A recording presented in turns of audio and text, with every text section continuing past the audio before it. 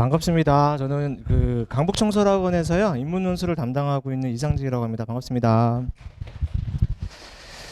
그 제가 지금 수업 중이었습니다. 그래서 애들한테 글쓰기를 조금 시켜놓고 잠깐 나와서 하는 거라 가급적이면 조금 임팩트 있게 부모님들이 조금 궁금해하시는 거 위주로, 그리고 또 현실적인 거 위주로 조금 말씀을 드리겠습니다.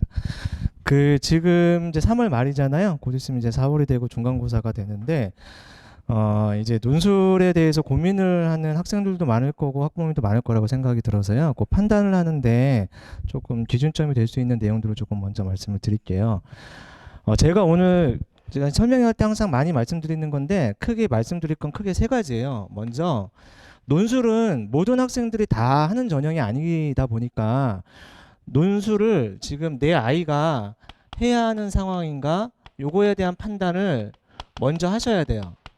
요게 논술에 대해서 학부모님들이나 학생들이 생각해야 되는 첫 번째 지점입니다. 논술을 해야 하는가. 두 번째는 요 판단이 서면 이제 아주 현실적인 얘기인데, 그렇게 논술을 했을 때 합격 가능성이 어느 정도 되는지, 이건 좀 현실적인 얘기죠.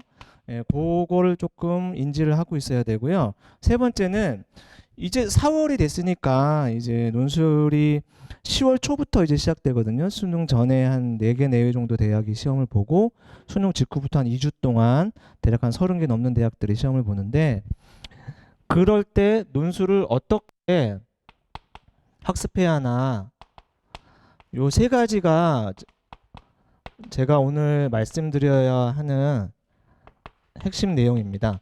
먼저 첫 번째, 논술해야 하는가에 대한 판단을 먼저 해야 되는데요. 되게 쉬워요.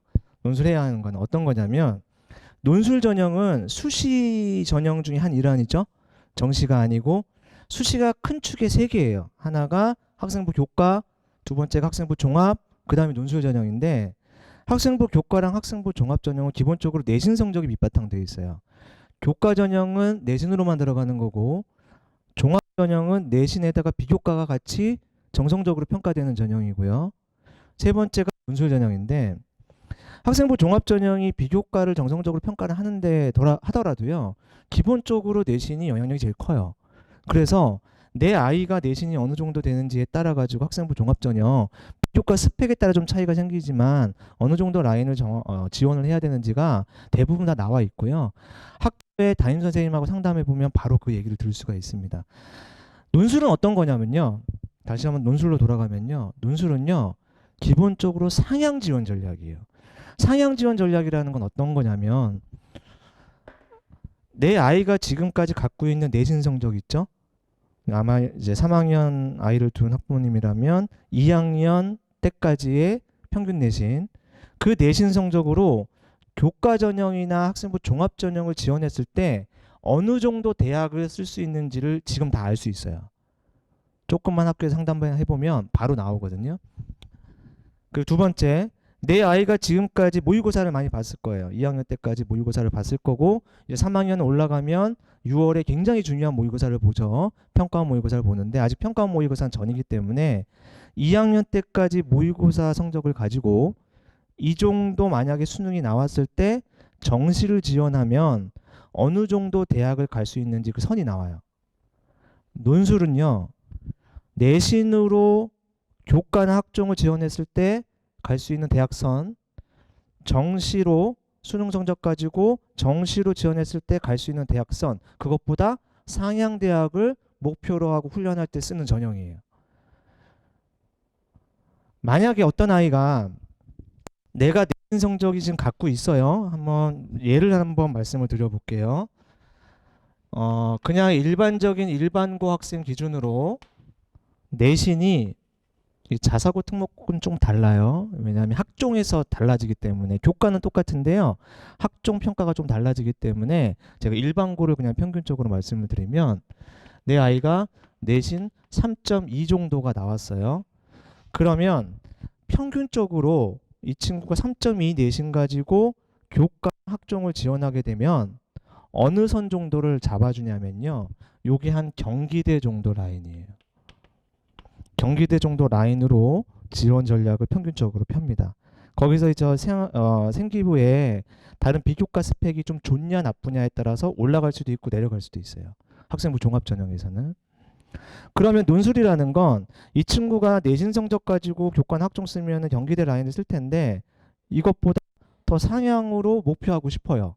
그럼 이 친구가 펼 수 있는 전략은 먼저 3학년 올라가서 내신 성적을 더 끌어올리는 거예요. 더 끌어올리는 건데 내신이 만약에 3.2가 아니라 자, 끌어올려서 2.5 정도가 됐어요. 그럼 내신 성적 2.5가 일반적으로 인서울 4년제 대학 남녀공학 종합대학 지원 기준점으로 보통 잡아요. 그 대학이 대략 국민대 숭실대 라인입니다. 이게 국민대 숭실대 정도를 지원할 수 있다라고 판단하는데 물론 이때도 학생부 종합 전형이 이제 더 범위가 크니까 그 생기부의 다른 비교과가 어느 정도 되는지를 판단을 해줘야 돼요. 만약에 비교과가 조금 부족해, 그럼 내신 더 올라가야 되고요. 비교과가 조금 괜찮아, 그럼 조금 더 낮은 내신도 한번 해보자, 이렇게 판단을 하는 거예요. 문제가 되는 건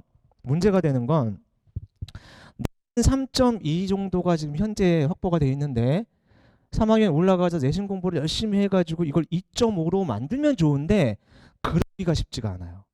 왜냐하면 이미 2년치 내신이 누적돼 있고 내신 누적 평균이거든요. 그럼 남은 내신이 3학년 1학기 중간고사, 기말고사 2개밖에 없어요. 그 내신을 드라마틱하게 올린다 하더라도 평균 내신이 생각보다 많이 안 올라가요. 학생들은 이미 알고 있어요, 그거를. 그래서 이 정도 되는 내신 친구가 나는 인서울에 있는 4년제 대학 지원하고 싶어. 근데 그러면 교과나 학종으로는 생각보다 쉽지가 않아요. 물론 요 근처에 여대들이 좀 있죠.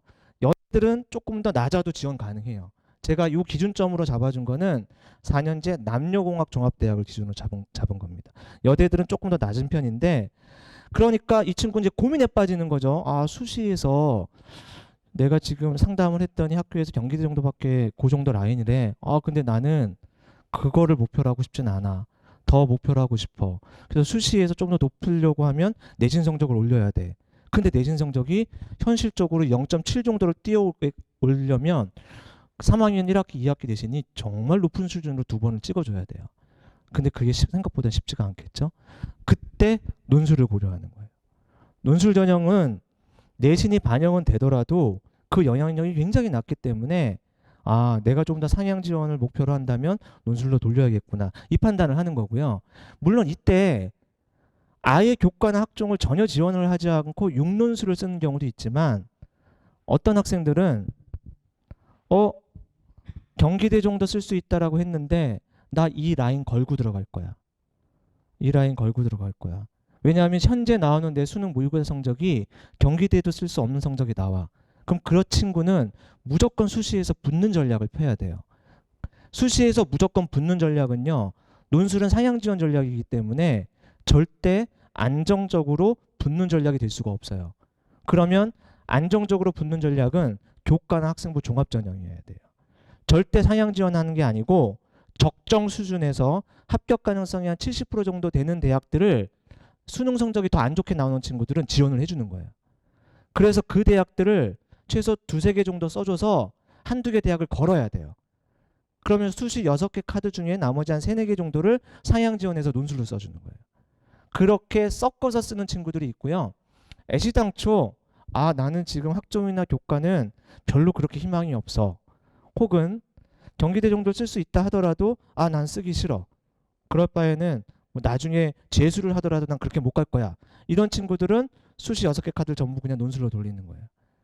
어떤 말씀이신지 아시겠죠? 그래서 논술은 기본적으로 내 아이가 지금 가지고 있는 내신 성적 갖고 수시를 썼을 때 어느 정도 라인을 쓸 수 있는지를 기준점으로 잡아서 그 윗대학들을 지원해 주는 건데, 물론 그 윗대학들을 어느 선까지 지원할 것이냐는 논술 실력, 두 번째 수능 최저 기준이 어디까지 충족될 것이냐, 이 2가지를 보고 판단을 합니다.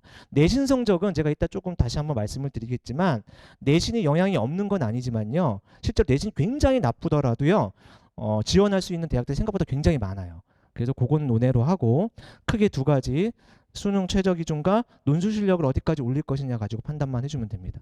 자, 또 하나는요, 이런 친구들도 있어요. 수능 모의고사를 봤어요. 국어, 영어, 수학 먼저 할까요? 수학, 영어, 탐구 1, 탐구 2, 요 정도가 나오잖아요. 그런데 모의고사를 봤더니 어떤 친구가 이렇게 떴어요. 여기 3이 나왔어요.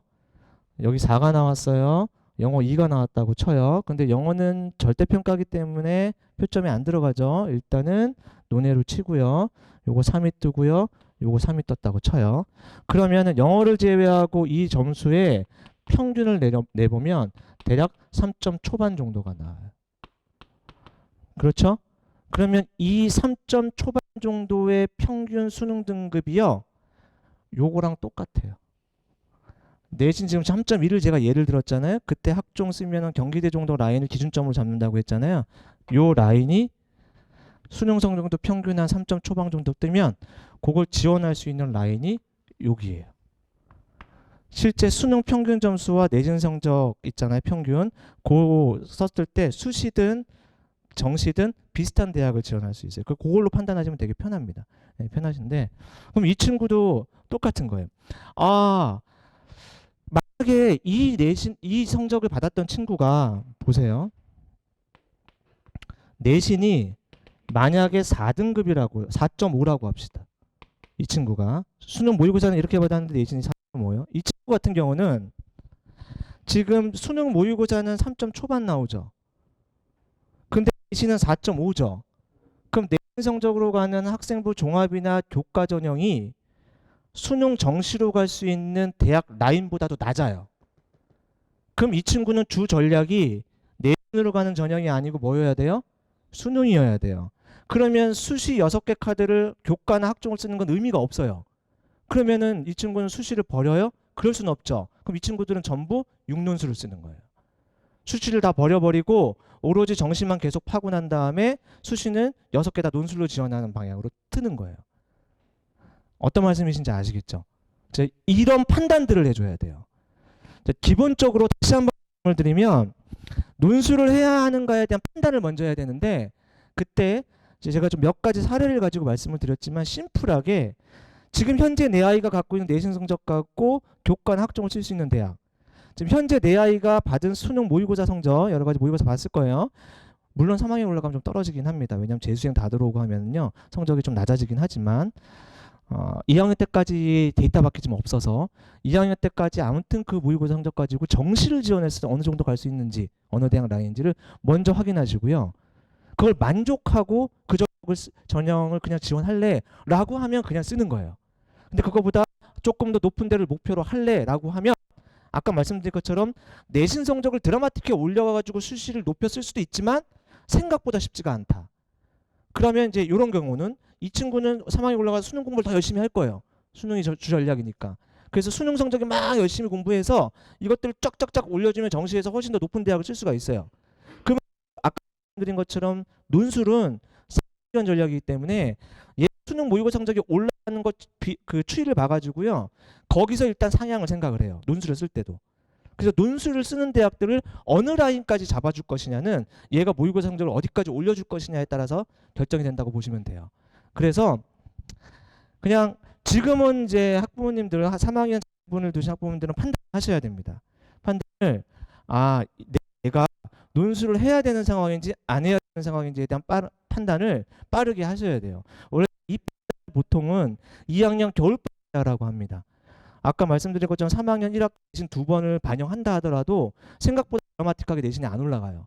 그렇기 때문에 2학년 겨울방학 때 판단해도 충분하거든요. 근데 그 판단이 안 섰다면 지금이라도 하셨으면 좋겠어요.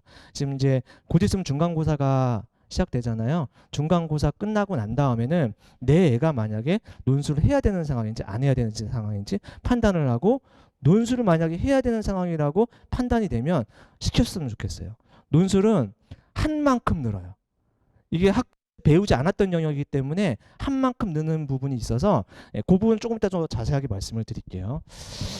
그래서 논술을 해야 하는가에 대한 판단을 먼저 하자. 제가 이게 기준점을 잡아드리면 되게 편한데 아까 신 2.5 정도가 어디 라인이라고 말씀드렸죠? 학종이나 교과를 쓰면 요 라인이라고 했죠. 물론 상위권과는 쓰기가 힘들어요. 2.5 정도 내신 가지고는 중위권과 정도를 중심으로 이제 판단을 해야 되는데 이거 수능 평균 점수랑 제가 똑같다라고 했죠. 수능 모의고사 평균 점수랑 게 없어요. 그래서 얘도요. 이게 수능 모의고사로 이렇게 보면요. 수능 모의고사가 평균 2.5 정도 뜨면 비슷하게 지원 가능해요. 정시에서. 평균 2.5. 요거를 기준점으로 잡으시면 판단하기 좀 편하십니다. 똑같습니다. 어떤 말씀인지 아시겠죠? 예. 그거를 기준으로 위아래를 생각하시면 돼요. 위아래를. 그래서 논술은 그런 상향 지원 전략이다라고 생각을 하고요. 실제로 일선에서 논술을 가르치는 제 입장에서는 학생들을 보면은요. 전체 수험생 중에서 이 친구 논술 해야 되는데 라고 판단되는 비율은 한 70% 정도 돼요. 전체 수험생 중에서. 나머지 30%는 어떤 친구냐면 수능 모의고사 성적이 상당히 좋아요. 상당히 좋아가지고 최상위권을 수능으로 노리는 친구들은요. 논술을 주전략을 쓰지 않아요. 왜냐하면 인문 논술에서 최상위권이 연세대학이랑 고려대밖에 없어요. 서울대까지 빠지기 때문에 그런 친구들 논술 빼고요. 두 번째, 내신 성적이 최상위권이에요. 이 친구들은 무조건 육교과 아니면 육학종을 써줘야 되는 전략이기 때문에 그런 친구들도 논술하라는 얘기를 안 해요. 근데 어떤 경우만 해도 논술을 하는 경우가 많냐면요. 내신이 1점대 후반이에요. 이런 친구 많습니다. 이 정도 되는 내신인데도 불구하고 실제로 이제 원서를 쓰다 보면 뭐 고려대학교 쓸 수 있어요. 당연히 쓸 수 있고 연세대학교는 쓰기 힘들어요. 일반고 기준으로. 그 다음에 성균 서강 같은 경우도 학교마다 달라요. 이걸 쓸 수 있다라고 얘기하시는 학교도 있고요. 안 된다라는 학교도 있어요. 그건 학교 자료가 되게 중요해요. 학교 선배들이 저 정도 내신 때 가지고 어느 정도를 교과나 학종으로 뚫었는지에 대한 데이터가 확인하셔야 돼요. 예, 왜냐하면 특히 학종이 교동학교에 대한 영향이 좀 있기 때문에 그 판단을 해서 이 정도 내신인데도 학원에 이런 친구들 많이 찾아와요. 저 연세대, 고대, 올해 고대가 신설됐잖아요. 성균관대 쓰고 싶어요. 근데 담임 선생님하고 얘기했더니 고대는 조금 범위가 넓어서 가능은 한데 연대, 성대 안 된대요. 이렇게 얘기해요. 그럼 이 친구는 한 3, 4개 정도를 학종으로 쓰고요. 한 2개에서 3개 정도를 최상위권 논술로 돌리는 경우들도 꽤 많아요. 이런 친구들조차도. 그래서 이거는 개별적으로 판단을 하셔야 돼요. 어쨌거나 그 판단의 가장 기준점은 상향 지원 전략이다. 내가 내 내신 성적을 가지고 수시 교과나 학종을 쓸 수 있는 대학, 그다음 수능 모의고사 성적으로 정시를 지원했을 때 쓸 수 있는 대학보다 윗대학을 논술로는 가능하니까 그 전략을 펴는 거다. 라고 생각을 하시면 돼요. 어떤 말씀인지 아시겠죠? 자, 요게 논술해야 하는 거에 대한 판단이고요. 두 번째는 합격 가능성에 대한 얘기인데요. 이건 좀 현실적입니다. 논술은요. 모든 입시 전형 중에서 가장 경쟁률이 높아요. 압도적으로 높습니다. 왜냐하면 진입 장벽이 제일 적어서 그래요. 내신도 큰 영향이 없고요. 내신이 좀 안 좋으면 교과나 학종은 기본적으로 쓰기가 힘들어요. 물론 쓸 수는 있는데 지방으로 가야 되니까 학생들이 이제 갈기 싫어하는 거죠. 조금 더 노력해가지고 다른 데를 도전해 보려고 하니까. 근데 그런 여러 가지 뭐 수능 성적이 안 좋으면은 정시로 쓰기가 힘들잖아요. 근데 논술은요 내신도 실제로 반영이 되고요. 수능 최저 기준도 있는데 그 영향력이 생각보다 되게 미미하고 내신 영향력은 미미하고 수능 최저 기준은 생각보다 낮아요. 그래서 진입 장벽이 제일 낮은 편이기 때문에 경쟁률이 압도적으로 높습니다. 어느 정도로 높냐면요. 학생부 교과 전형의 평균 경쟁률이 대학마다 좀 차이가 있지만 평균이 대략 3에서 5대1 정도 떠요. 학생부 종합 전형의 평균 경쟁률이 좀 스펙트럼이 큰데요. 한 5에서 15대1 정도 떠요. 해마다 좀 다릅니다. 몰리느냐 안 몰리냐에 따라서. 정시 전형 있죠? 수능 가지고 정시 써봤자 그거 배치표에 쫙 나와요. 배치표에 딱 내 성적 보면 어느 대학 무슨 과 정도 지원 가능 이게 딱 나온단 말이에요. 학생들이 함부로 쓸 수가 없어요. 그러니까 그 전형 자체가 대략 3에서 많아봐야 5대1 정도 떠요. 논술은요. 가장 적게 뜨는 게 10대 후반대부터 제일 많이 뜨는 게 250대1 정도 떠요. 평균을 내면 대략 한 60에서 70대1 정도의 경쟁률을 보여요. 압도적으로 높죠. 진입장벽이 낮아서 그래요. 그래서 합격 가능성이라는 측면으로 보면요. 모든 전형보다 합격률 자체가 제일 낮을 수밖에 없어요. 이건 어쩔 수 없는 겁니다. 왜냐하면 논술 전형이 갖고 있는 특성 때문에 그래요. 그냥 기회 줄 테니까 들어와 이렇게 지금 풀어놓은 전형이다 보니까 모집 정원 자체가 그렇게 많지도 않은 편이고 그런데 제가 평균을 해서 한 60에서 70대 정도라고 했잖아요. 뭐 좀 낮게 뜨는 전형이 대학들이 뭐 연세대학교 미래캠퍼스 이런 데는 한 10몇 대 정도 뜨고요. 그 다음에 학생들 좀 선호하는 대학들 있잖아요. 뭐 성균관대, 뭐 연세대 다 7, 80대 1입니다. 요 가까운 경희대학교 100대 1입니다. 한국외국어대학교 대략 한 50대 1 정도 뜨고요. 그죠? 그 다음에 좀 심하게 많이 뜨는 데가 한양대.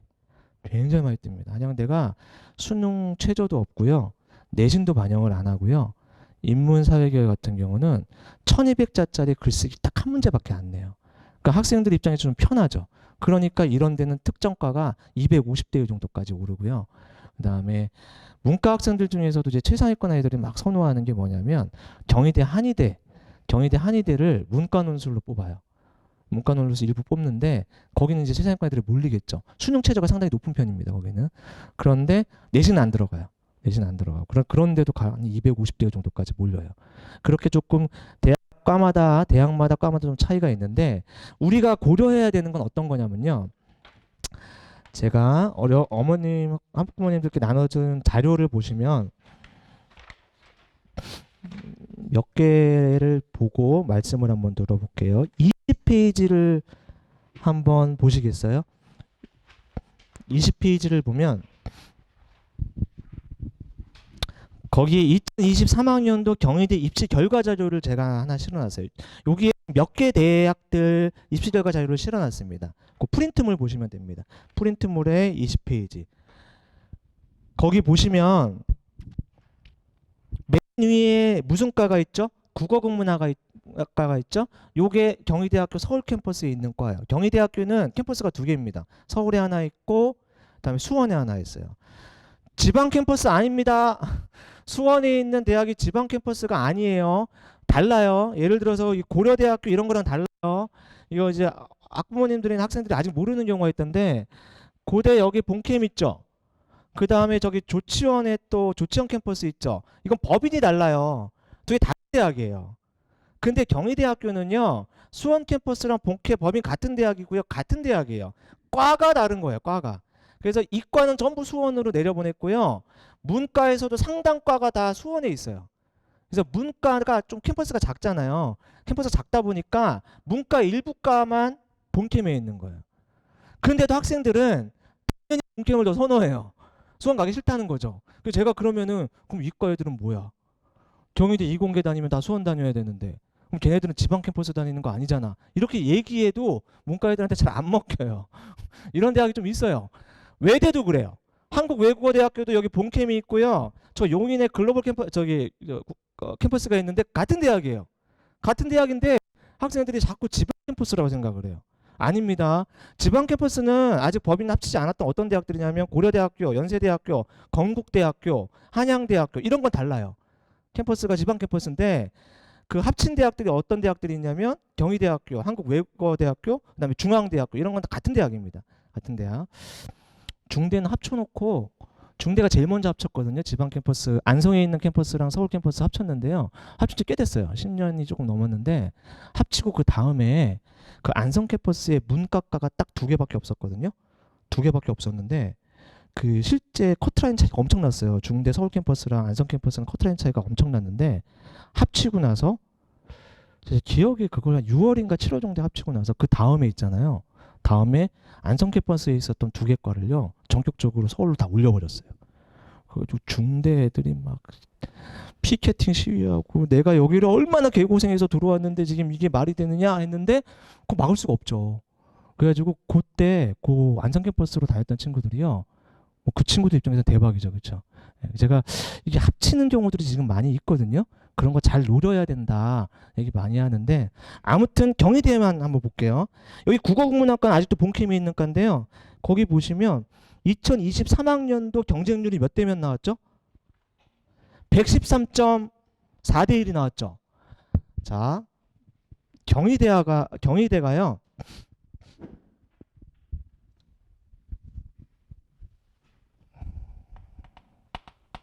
수능 최저가 있어요. 논술 전형에서 수능 최저가 있는데 이 수능 최저가 몇이냐면요. 뒤에 제가 수능 최저는 표로 정리해서 거기다 실어놨으니까 나중에 한번 꼭 보셔야 됩니다. 2합 5예요. 두 개 과목 합 5만 나오면 되거든요. 그럼 이게 어떻게 나올 수 있는 거냐면 수능에서 아까 국어, 수학, 영어, 탐구 1, 탐구 2가 있잖아요. 그럼 어떤 친구가 나는 국어를 조금 잘해. 그래서 5를 받았어요. 나는 수학은 조금 약 7을 받았어요. 근데 나는 외국어는 그래도 괜찮아. 3을 받았어요. 그 두 과목이 있죠. 두 과목이 있는데 한 과목은 시험장에서 말았다. 그래서 6을 받았어요. 근데 한 과목은 괜찮게 받아서 2를 받았어요. 이거 가지고도 충족이 돼요. 이렇게 뜬다 하더라도 두 과목 합 5라고 했잖아요. 영어 포함입니다. 그러니까 이 최저가 높은 게 아니거든요. 현실적으로 만약에 이거를 정시로 대학을 간다라고 하면 이거 아수라장 났죠, 그렇죠? 이거는 뭐 그냥 아수라장이에요. 어디로 지원해야 할지 가늠도 안 서요, 그렇죠? 근데 이게 경희대학교 논술의 최저가 충족이 되거든요. 근데 문제는 저걸 누가 못 맞춰라고 생각을 하지만 표 보시면 경희대학교 국어국문학과 2023년 경쟁률 113.4대 1이었죠. 오른쪽 가보세요. 맨 오른쪽에 실질 경쟁률 몇 대 몇으로 나오죠? 48대 1로 나오죠. 실질 경쟁률이라는 건 뭐냐면 지원자 중에서 수능 최저를 못 맞추는 학생들을 빼버리고 수능 최저를 맞춘 애들만 대상으로 다시 경쟁률을 환산한 거예요. 그럼 이 데이터를 보면 지원자의 60%가 최저를 못 맞춘 거예요. 여기 써 있구나. 60%가 최저를 못 맞춘 거예요. 최저가 이건데 지원자 60%가 최저를 못 맞춰요. 이거를 학생이나 학부모님들은 간과하시면 안 돼요. 굉장히 낮은 최저인데 저거 다 맞추는 거 아니야? 절대 아닙니다. 절대 아닙니다. 그러니까 엄청나게 많은 학생들이 여기 몰리는 거예요. 수능 성적이 잘 안 된다 하더라도. 이거 맞출 수 있는 거 아니야? 본인이 딱 이제 지원하고 실제 수능 뚜껑 열어보면 이거 못 맞추는 거예요. 그게 60%나 됩니다. 그래서 수능 최저를 못 맞추는 비율이요. 학생마다 좀 차이가 있지만 평균적으로 대략 60% 정도를 못 맞춰요. 그러니까 원래 경쟁률에서 60%는 그냥 날리는 거예요. 물론 내 애가 못 맞추면 그건 얘기는 달라지거든요. 내 애는 맞춰야 되지만 실제 내 진짜 경쟁률은 그 홈페이지에 뜨는 그 경쟁률이 아니라 수능 최저 맞춘 아이들만 대상으로 한다. 그러면 40% 남는다. 평균적으로. 여기 좀 심한 대학들도 있어요. 심한 대학은 뭐냐면 수능 최저가 좀 높은 대학 있죠. 그 대학들은 조금 더 수능 최저를 못 맞추는 비율이 더 높게 떠요. 중앙대 굉장히 높게 뜹니다. 중앙대학교가 최저가 경희대보다 높거든요. 중대가 3합 5예요. 3합 6이에요. 이러면 굉장히 높은 편이거든요. 그럼 중대를 뚜껑을 딱 열어보면 수능 최저를 못 맞추는 비율이 특정과에서 85%, 90% 가까이 나오는 경우도 있어요. 그래서 실제 경쟁률이 60대 1 정도 나왔는데 원래 경쟁률 60대 1 나온 뚜껑 보니까 5, 7대 1 이렇게 나오는 거예요. 이게 수능 최저가 좀 높은 대학이 조금 그렇게 좀 많이 나오는 편입니다. 그래서 이 부분을 하나 고려하셔야 되고요. 두 번째는 어떤 걸 고려해야 되냐면 이것도 되게 현실적인 얘기인데 허수 지원자가 너무 많아요. 허수 지원자가. 제가 올해로 논술 아이들 가진 지가 20년이 조금 넘었는데 한 5, 6년 전만 해도 없었던 현상들인데 5, 6년 전부터 논술 모집 정원을 계속 정부가 줄였어요. 얼마나 많이 줄였냐면요. 주요 대학 논술 모집 정원을 3분의 1로 줄였어요. 한 5, 6년 전 선배들은요. 지금 모집 정원보다 3배 정도가 많았습니다. 예를 하나 들어볼게요. 모집 정원도 제가 거기다가 실어놨는데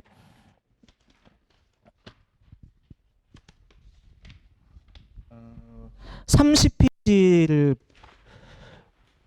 보시겠어요? 30페이지 보면 그 논술 반영 비율하고 모집 정원들을 거기다가 조금 정리를 해놨어요. 보셨죠? 거기에 이제 몇 주요 대학 하나만 보겠습니다. 거기 보시면 중간 약간 아래쪽에 연세대학교가 나와요. 찾으셨나요? 거기 보면 2025년도에 문과 몇 명 뽑아요? 97명 뽑죠. 이과 몇 명 뽑죠? 254명을 뽑죠. 모든 대학에서 이과 정원이 문과 정원보다 대략 2.5배에서 3배 정도 많아요. 이건 대학 특성입니다. 뭐 대부분의 대학이 그래요. 그래서 이과가 논술을 하더라도 붙을 확률이 좀 더 높을 수밖에 없어요. 문과가 모집 정원자 훨씬 적기 때문에 문이과 수험생의 차이가 그렇게 크지는 않거든요. 그 상황에서 정시든 논술이든 학종이든 이과 정원보다 문과 정원이 대략 2배에서 3배 정도 적어요. 그러다 보니까 문과가 조금 더 대학 들어가기가 힘들 수밖에 없는 상황인데, 지금 어쨌거나 연세대학교 보면 문과 97명, 이과 253명 다 합쳐서 한 340명 정도 되거든요. 5년 전에 연세대학교는 문이과 합쳐서 대략 900명이 넘게 뽑았어요. 그걸 지금 몇 명으로 줄였냐면 340명으로 줄인 거예요. 거의 3분의 1 토막 낸 거죠. 그 이유는 뭐냐면 그 정원을 전부 정시로 붙였어요. 교과에서 정시를 40% 이상 만들라고 몇몇 15개 대학에다가 압력을 줬죠. 그러면서 원래 정시로 뽑는 연세대학교 정원 자체가 되게 적은 편이었는데 40%를 맞추려고 하다 보니까 수시에서 맞춰야 되잖아요. 그러다 보니까 논술 모집 정원을 빼가지고 정시를 많이 돌려버렸어요. 이게 특히 주요 대학에서 많이 일어난 현상이다 보니까 어려워졌어요. 그러다 보니까 어떤 현상이 발생됐냐면 5, 6년 전에 논술은요. 연대 보면 문이과합쳐 1000명 뽑잖아요. 다른 대학도 뭐 성균관대는 한창 많이 뽑을 때는 문이과합쳐 1300명 뽑았어요. 논술로만. 그럼 애들 입장에서는 모든 입시 전형 중에서 논술이 가장 중요한 전형 중에 하나였어요. 수능만큼 중요한 거예요. 그러다 보니까 2학년 겨울방학 때부터 논술을 시작하는 건 전국 학생들 국룰이었거든요. 근데 지금 모집 정원이 줄어드니까 학생들 입장에서는 안 그래도 논술은 진입 자격이 적어가지고 원래 경쟁률이 높은 전형이라서 로또 전형이라는 소문이 있는데 정원이 더 줄어드니까 더 로또가 돼버린 거예요. 그러니까 학생 입장에서는 이게 해도 내가 붙을까? 이런 생각이 들죠. 그러니까 해야 되는 상황, 내가 논술을 해야 되는 걸 뻔히 알면서도 계속 미루는 거예요. 결국에는 9월 달에 원서를 쓸 때 교과 학생부 종합전형을 별로 쓸 수가 없어서 논술을 그때 지원하긴 되는데 그때까지 연습을 안 해요. 논술 연습을 안 하거든요. 학교에서 안 배우는데 이걸 연습을 안 하고 계속 미뤄요. 미뤄서 뒤에 시작하려는 애들이 요 최근에 굉장히 많아요. 두 번째는 뒤에서 시작하면 되는데 요즘 어떤 경우도 많냐면 제가 몇 년 동안 되게 충격받았던 건데 내일평균관대 시험인데 오늘 평균관대 마지막 수업을 해주고 있는데 찾아와가지고 한 번도 해본 적이 없다 논술. 이거 어떻게 하는 거냐. 그럼 제가 손을 쓸 수가 없어요. 이런 애들도 생각보다 많아요. 허수지원자가 너무 많아졌어요. 그러면 허수지원자의 이 비율이 늘어났다는 걸 왜 말씀드리냐면 아까 경희대를 예를 들어서 113대 1이 원래 최초 경쟁률이었는데 실질 경쟁률은 48대 1로 떨어지잖아요. 그렇죠? 근데 여기서도 허수지원자가 생각보다 되게 많아요. 제가 생각하는 허수지원자의 대략적인 비율은 30%에서 많으면 50%까지가 저는 허수라고 봐요. 그럼 절반 가까이, 운 좋으면 절반 가까이가 그냥 날아가는 거예요. 그래서 실질 경쟁률을 조금 판단을 하셔야 돼요. 그래서 저걸 어떻게 뚫어? 꼭 그렇지만은 않아요. 꼭 그렇지만은. 그러면 직관적으로 말씀을 드리면요. 이제 데이터 가지고 말씀을 드린 거고 쉽게 말씀드리면 제 10명을 가르쳐요. 학생들 10명을 가르치잖아요. 근데 가르친다는 거는 이제 논술을 짧게 하는 게 아니라 그냥 6개월 이상을 조금 했던 친구들, 계속 훈련을 시켰던 친구들, 이 중에 수능 체제를 못 맞추는 비율이 대략 몇 프로 나온다고요? 60% 가까이 나온다고 했죠. 제 학생들도 비슷해요. 기본적으로 논술은 상향 지원자다 보니까 네가 갖고 있는 내신 수능 성적보다 윗대학을 지원시키다 보니까 이 수능 체제에서 엇박자 나는 경우들이 생겨요. 저는 이제 계속 주시를 시키죠. 수능 체제 맞춰야 돼. 너 이거 맞출 수 있는 거 아무것도 아니라고 생각하고 우습게 생각하다가 너 망해. 공부해라고 주시시키는데도 불구하고 문제 생겨요. 대략적으로 10명 중에서 한 4~5명은 수능 체제 문제가 생겨요. 이 친구들은 안타깝죠. 그렇죠? 네, 끝나고 나서 애들한테 다 연락 좀 해라고 얘기하는데 연락 없이 사라져요. 사라지고 어디서 만나냐면 재수학원에 다시 만나요. 올해도 많았습니다. 저 너무 당황해가지고. 그러면 이제 여기서 그래도 한 100명은 살았죠. 이 친구들은 문제가 안 되잖아요.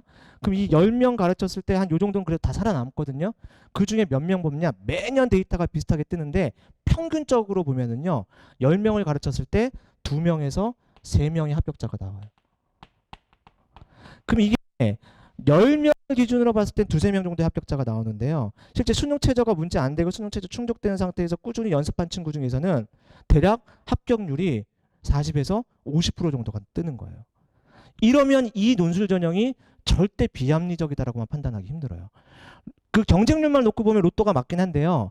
실제 이런 걸 다 고려해 보면 이게 현실적 데이터예요. 실제 저희 학원에서 나온 합격률의 데이터이기 때문에 그래도 꾸준히 하고 최저 맞히는 친구들 중에서는 한 40에서 50%는 합격하는구나라고 판단을 하시면 되는데, 문제는 상향 지원 전략이다 보니까 합격을 했을 때 이 친구가 갖고 있던 수능 성적과 그걸 쓸 수 있는 정시대학, 이 친구가 갖고 있는 내신 성적을 쓸 수 있는 교권 학생부 종합전형 대학, 그 대학과 실제 논술로 붙은 대학의 갭이 굉장히 커져요. 그러니까 이제 이게 학생들 사이에서 소문이 나는 거죠, 그렇죠? 근데 이게 논술 전형의 특성이다 보니까 어쩔 수가 없는 것 같아요. 붙으면 논술은 기본적으로 굉장히 대박인 거죠, 학생들 입장에서는. 제가 그 데이터 한번 또 보여드릴게요. 학생들 일부를 저 이투스에서 가르쳤던 학생들 일부에 대한 합격자 데이터 사례를 실어놨는데 9페이지를 한번 볼까요?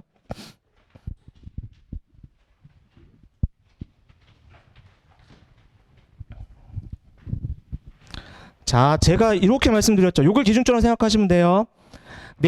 일반고 기준으로 2.5면은 국민대 성실됐을 수 있다. 수능 성적 평균 2.5면은 그게 국민대 성실됐을 수 있다. 물론 상위권과는 못 써요. 중위권 학과를 중심으로 생각을 해야 되는데, 요거 기준으로 이 친구들의 성적, 이제 논술 합격자들을 내신 성적, 옆에 수능 등급을 적어놨어요.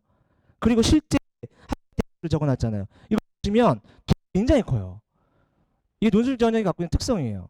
예를 들어서 하나만 찍어볼까요? 시간상 밑에서 중간에서 약간 아래로 보면 양빵민이라고 되어 있는 친구 있을 거예요. 찾으셨나요? 양빵민. 이 친구가 지금 보면은 내신 성적이 5등급 후반이죠. 이 친구는 요 근처 요 동네에 사는 친구예요. 그 고등학교는 서울외고를 나왔어요. 서울외고를 나왔고요. 근데 서울외고에서 5등급 후반이면 학종으로 웬만한 데 쓸 수가 없어요. 굉장히 낮습니다. 본인도 알아요. 그래서 이 친구는 자기가 학종으로 쓸 수 없었다라는 걸 처음부터 알고 있었기 때문에 수능 공부를 했어요. 그래서 실제 수능 등급이 얼마 나왔냐면 평균 2등급 중반 떴죠. 그럼 2등급 중반이면 제가 어디 쓸 수 있다고 했죠? 이 라인이에요. 학종은 얘는 쓰는 게 의미가 없어요. 그러면 지금 수능 성적 가지고는 정시로 만약에 갔을 때 요 라인 중위권 대학 정도를 과를 정도 쓸 수 있다. 이렇게 나오죠. 그럼 여기는 얘는 그때부터 전략을 짜는 거예요. 논술 전략을. 그럼 그걸 중심으로 윗대학들을 지원을 하겠죠. 그죠? 그런데 논술이 어떤 특성이 있냐면 얘가 실제로 지원한 대학이 6개를 써줘야 되잖아요. 6개를 써줘야 되는데 아이하고 상담을 해요. 이제 원서 쓸 때는 당연히 저랑 상담하고 원서를 써야 됩니다. 제가 상담하는 기준은 얘 논술력이 어디까지 올라갔느냐, 수능 최저가 어디 정도 충족이 되느냐, 그다음에 내신이 반영 비율은 낮은데 영향은 좀 있으니까 내신 성적이 어느 정도까지냐, 이런 걸 종합적으로 고려해서 판단을 하는데, 가급적이면 아이들 의사를 그냥 존중을 합니다. 그래서 얘한테도 물었어요. 어디 쓰고 싶어? 그랬더니 연대가 로망이라는 거예요. 연대는 꼭 쓰겠대요. 그래서 써라. 뭐 쓰는 게 뭐가 어렵겠어요, 그죠? 그다음에 또 어디 쓰고, 인문 논술은 희한하게 학생들이 성균관대를 그렇게 좋아해요. 왜 그런지 모르겠어요. 성균관대에 대한 로망이 있는 것 같아요. 쓰겠대요.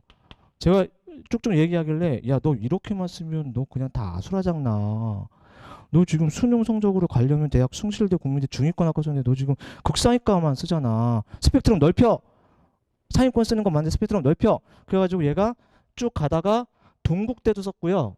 제 기억이 나는 것만 말씀드릴게요. 어디까지 썼냐면 숭실대 경영학과까지 썼어요.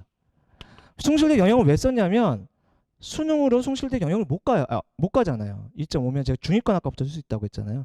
상향 지원은 맞는데 적당한 선에서 스펙트럼 넓혀라고 해가지고 이렇게 쓴 건데, 뚜껑을 열었더니 결과에 열었더니 예비도 못 받고 다 떨어졌어요. 예비도 아예 못 받았어요. 근데 딱 하나 4명 뽑는데 거기에 최초 합으로 연세대학교가 붙은 거예요. 요게 논술이 갖고 있는 특성인데, 학생이나 학부모님들 어떻게 생각하냐면, 아, 여기 붙으면 이런 데 당연히 붙는 거 아니야? 천만의 말씀이에요. 논술은 그게 아니라 그게 어느 대학이든 간에 충분히 경쟁해 볼 만한 수준까지 올라가야 돼요. 그리고 그 대학 들어가서 제대로 쓰고 나와야 돼요. 논술 문제가 아까 한양대 같은 경우는 한 문제 나온다고 했고, 제일 많이 내는 데가 연세대처럼 4문제 내거든요. 문제가 굉장히 적어요. 그리고 대략 적게 요구하는 데가 다 합쳐서 한 1,500자, 많이 요구하는 데가 연세대 같이 한 2,500자 정도 써줘야 된단 말이에요. 근데 시험장 들어가서 헷갈리거나 출제 의도를 정확하게 파악 못하거나 논술 문제 특성이에요. 학생들이 객관식 문제 푸는 거랑 느낌이 다르기 때문에 조금만 미스 나잖아요. 그럼 그게 낮은 대학, 높은 대학이든 그냥 날아가게 돼 있어요. 근데 논술을 꾸준히 연습한 친구라면 제가 자기가 6개 논술을 썼어요. 그 중에 제가 뭐라고 얘기하냐면 너 6개 논술 쓰잖아. 그랬을 때 네가 시험장 꾸준히 지금 그래도 오랫동안 연습을 했고 너 꽤 좋은 수준으로 올라갔어. 선생님은 충분히 경쟁해볼 만하다고 판단돼. 그럼에도 불구하고 너는 시험장 들어가서 절반은 헛소리 쓰고 나올 거야. 출제율도 잘못 파악해가지고 네가 잘못 파악한지도 못하고 쓰고 나올 거야. 근데 나머지 절반은 그래도 근접하게 출제율도 파악할 가능성이 있어. 지금 네 정도 실력이면. 그 중에 하나만 붙어. 하나만. 했다고 무조건 붙는 건 아니에요. 그 설득력과 논리력에 따라 또 점수가 또 나눠지기 때문에 그 중에 하나만 붙자. 보통 이런 전략을 펴는데 이 친구는 여기 가선 제대로 쓴 거고요. 여긴 다 미스난 거예요. 근데 본인은 몰라요. 몰라요. 공개를 안 해주기 때문에. 이게 논술이 갖고 있는 특성이라고 생각을 하셔야 돼요. 그래서 물론 학생들 입장에서는 자기가 지원한 대학 중에서 높은 데가 붙는 게 제일 좋겠죠. 예, 근데 그건 제가 보기엔 운이에요. 예, 그냥 여기서 미스 안 난 건 지가 운인 거고. 근데 얘 같은 경우 그러다 보니까 이 갭이 커지는 거죠, 그렇죠? 예, 이게 논술이 갖고 있는 특성이다라고 생각을 하시고 현실적인 합격 가능성에 대해서 아까 말씀드린 거 그 부분을 조금 기억을 해주셨으면 좋겠습니다. 자, 그 다음에 세 번째는 논술 이제 합격 가능성 그 정도 말씀드리고 어떻게 학습해야 하는가에 대한 얘기인데 이것도 되게 쉽습니다. 논술은 암기의 영역이 없어요. 암기의 영역이 없다라는 건 뭐냐면 논술은 기본적으로 학생들이 국어 공부하면서 배우는 독해력, 사탐 공부하면서 배우는 여러 가지 사회과학적 지식 이런 것 종합적으로 문제를 내요. 그래서 글도 읽는 능력이 필요하고요. 그 글을 가지고 문제에 따라 해석해줘야 되고요. 그래서 출제자의 출제 의도를 파악해야 되고요. 그 출제 의도가 대부분 사탐 주제로 나온 경우가 많아요. 그 여러 가지 능력들을 종합해가지고 또 그걸 글로 써줘야 되겠죠. 암기, 뭔가 즉흥적 학습, 그건 국어나 사탐에서 하는 거예요. 논술은 그걸 기본으로 사고력 훈련을 하는 거예요. 사고력 훈련. 사고를 해서 해석을 한 다음에 그걸 논리적인 글로 쓰는 훈련을 하는 거거든요. 그래서 벼락치기가 안 통해요. 그렇게 해가지고 접근할 수가 없어요. 그래서 그냥 꾸준히 조금씩 사고력 증진시키고 쓰기 능력을 증진시키는 게 가장 효과적이에요. 물론 이런 경우는 있습니다. 정말 하나도 논술을 안 하다가 다음 주가 시험이야. 그런데 학원에 처음 왔어요. 그래서 몇 번 수업하고 바로 그 대학을 붙는 경우가 나와요. 있어요, 그런 친구들. 제가 나눠준 자료에 맨 뒤에 합격생 수기를 한 4개 정도 붙여놨는데 네 번째 학생이 그래요. 네 번째 학생이 연대 경제학과 붙은 친구 하나 있어요. 맨 뒷장입니다. 찾으셨죠? 그쵸? 하빵원이라고 되어 있는 친구. 이 친구가 딱 연세대 파이널 수업 5번만 듣고 그냥 연대 바로 전에 논술 한 번도 안 해봤던 친구예요. 한 번도 안 해봤는데. 근데 이런 친구들이 가끔씩 나와요. 근데 왜 나오냐면요. 되게 쉬워요.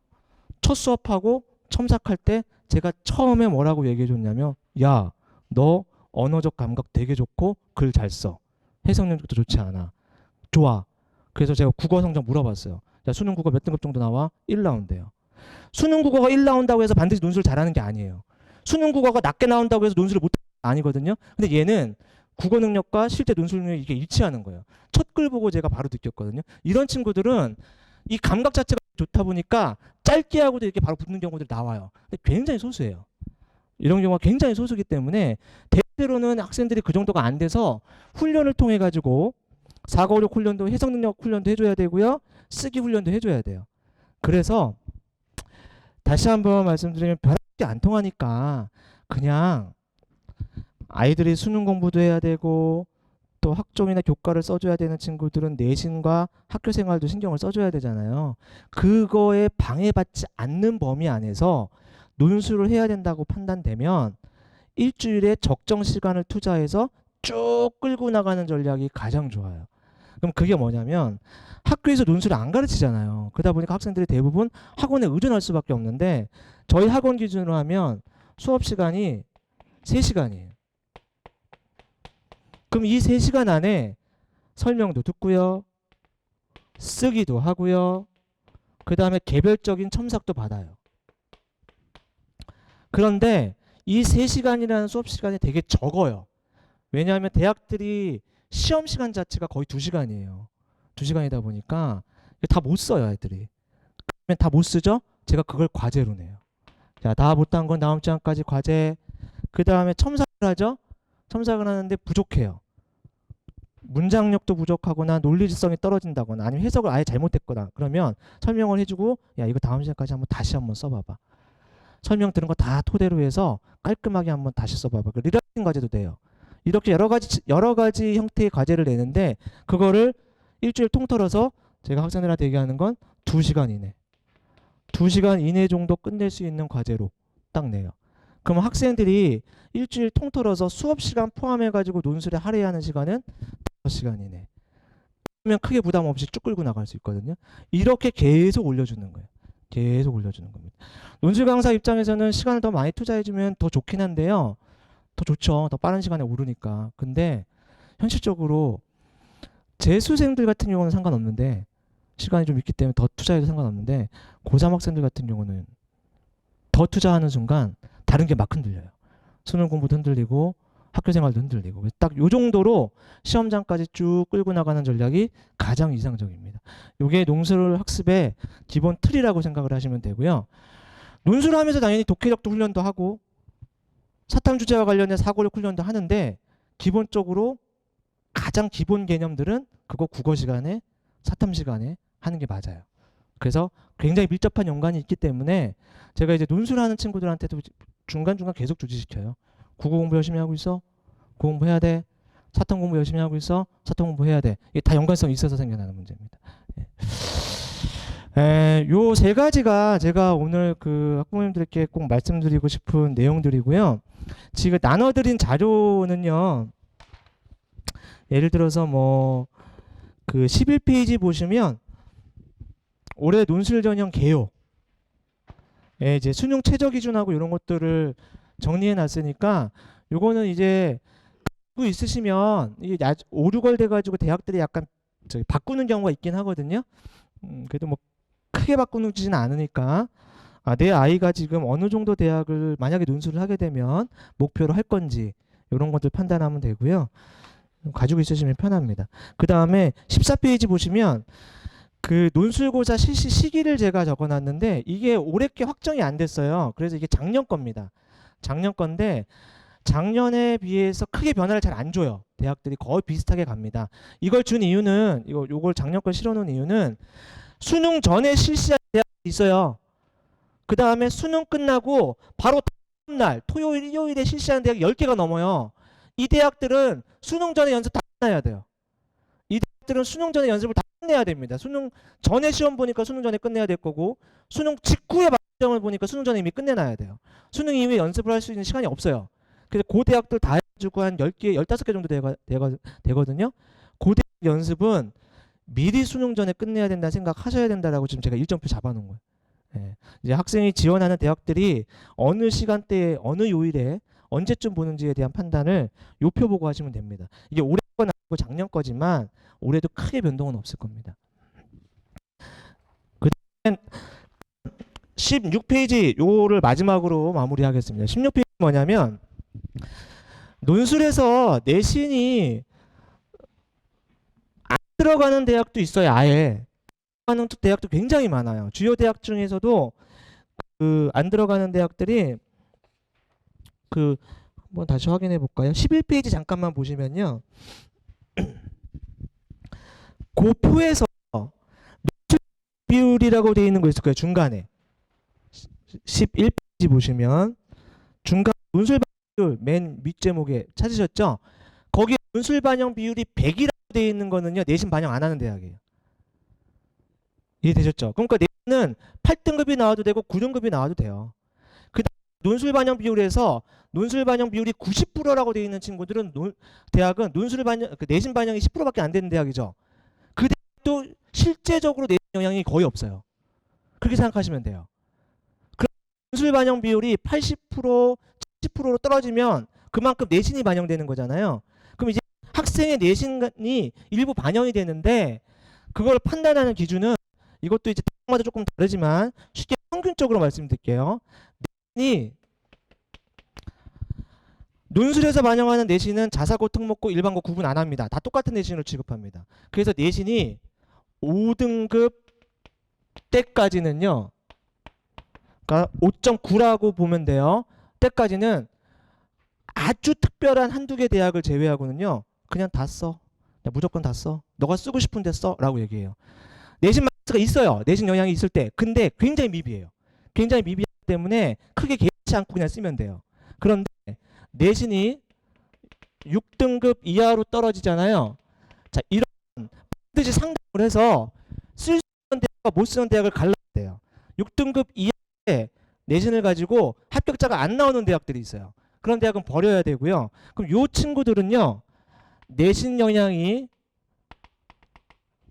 낮은 대학이랑 내신 영향이 없는 대학, 이 대학 중심으로 써줘야 되는데 이 내신 영향이 낮은 대학과 내신 영향이 없는 대학만도 전체 논술 실시 대학 중에 절반이 넘어요.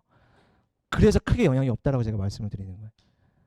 그러니까 요 등급 때까지는 그냥 쓰시면 됩니다. 그냥 쓰시면 되고 요 등급만 조금 디테일하게 상담해서 결정을 해줘야 돼요. 네, 그렇게 생각하시면 됩니다.